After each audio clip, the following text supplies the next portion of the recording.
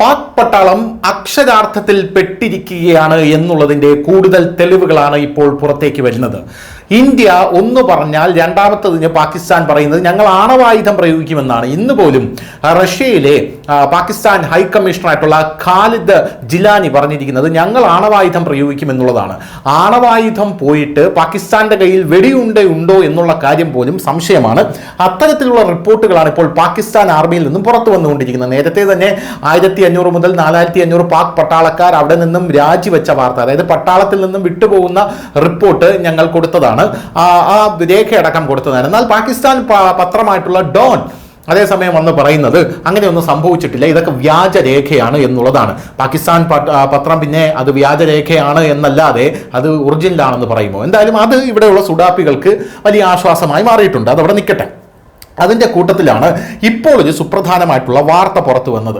ആ വാർത്ത എന്ന് പറയുന്നത് Pakistan army corps of engineers are in deep crisis, no funds, outdated gear and poorly trained troops.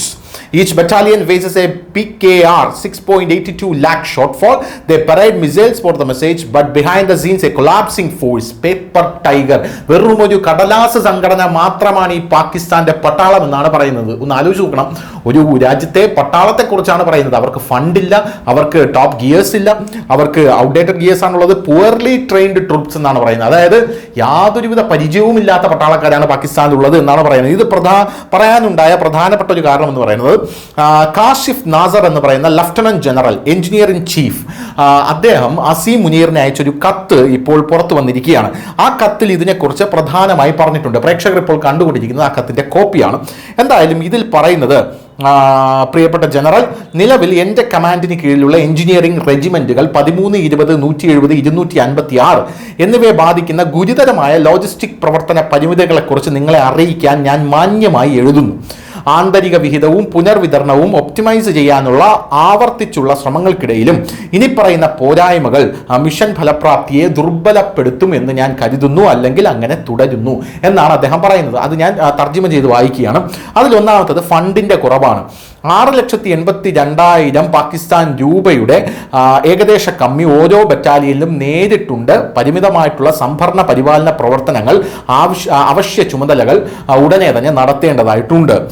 അതിൽ രണ്ടാമത്തെ കാര്യം എന്ന് പറയുന്നത് ഉപകരണങ്ങളിലും സംരക്ഷണ ഉപകരണങ്ങളും സ്റ്റാൻഡേർഡ് ഇഷ്യൂ, സ്റ്റാൻഡേർഡ് ഉപകരണങ്ങൾ, ടൂളുകൾ, വ്യക്തിഗത സംരക്ഷണ ഉപകരണങ്ങൾ, IP-കൾ എന്നിവയിൽ ഗുരുതരമായിട്ടുള്ള കുറവുകൾ യൂണിയനുകൾ റിപ്പോർട്ട് ചെയ്യുന്നു.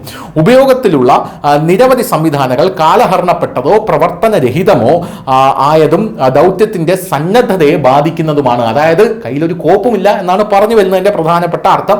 ഉള്ളതെല്ലാം പഴകിയതും തുരുമ്പെടുത്തതുമാണ് എന്നുള്ളത്. അതിൽ മൂന്നാമത്തെ പോയിന്റ് പരിശീലനവും ഉപകരണങ്ങളും പരിചയവും. അതായത് നിരവധി സൈനികർ ഒന്നുകിൽ ഇല്ല, അല്ലെങ്കിൽ പുതിയതായി ഫീൽഡ് ചെയ്ത ഉപകരണങ്ങളിൽ മതിയായ പരിശീലനം അവർക്ക് ലഭിച്ചിട്ടില്ല. അങ്ങനെ ലഭിച്ചിട്ടുണ്ട് അല്ലെങ്കിൽ സേവനയോഗ്യമായ ബദലുകളുടെ ലഭ്യതക്കുറവ് കാരണം തെറ്റായ ഉപകരണങ്ങൾ ഉപയോഗിക്കാൻ അവർ നിർബന്ധിതരാകുന്നു. അവിടെ പറയുന്ന പ്രധാനപ്പെട്ട കാര്യം, സൈനികർക്ക് ഇത്തരത്തിലുള്ള വെപ്പൺസിൽ പരിശീലനം ലഭിച്ചിട്ടില്ല. പരിശീലനം ലഭിച്ച ആൾക്കാർക്കാണെങ്കിൽ ആ പരിശീലനം ലഭിച്ച ഉപകരണങ്ങൾ, ആ വെപ്പൺസ് ഒന്നുമല്ല കിട്ടുന്നത് എന്നാണ് കൃത്യമായിട്ട് ഇയാൾ പറയുന്നത്. ഈ പ്രശ്നങ്ങളുടെ സമ്മിശ്ര പ്രഭാവം സന്നദ്ധതയെയും പ്രവർത്തനശേഷിയെയും അപകടത്തിലാക്കുന്നു എന്നും ഇതിനകത്ത് ആ ജനറൽ എഴുതിയ കത്തിൽ ഇപ്പോൾ പറയുന്നുണ്ട്. എന്തായാലും ഈ കത്ത് പുറത്തു വന്നതിന് പിന്നാലെ പാകിസ്ഥാൻ പട്ടാളം വെറും ഒരു കടലാസ് സംഘടനയാണോ, അല്ലെങ്കിൽ ഒരു കടലാസ് സംഘടനയെക്കാട്ടിലും താഴെയാണോ പാകിസ്ഥാൻ പട്ടാളം എന്നുള്ള ചോദ്യമാണ് ഇപ്പോൾ സമൂഹ മാധ്യമങ്ങളിൽ മുഴുവൻ ഉയരുന്നത്. News desk, news India Malayalam.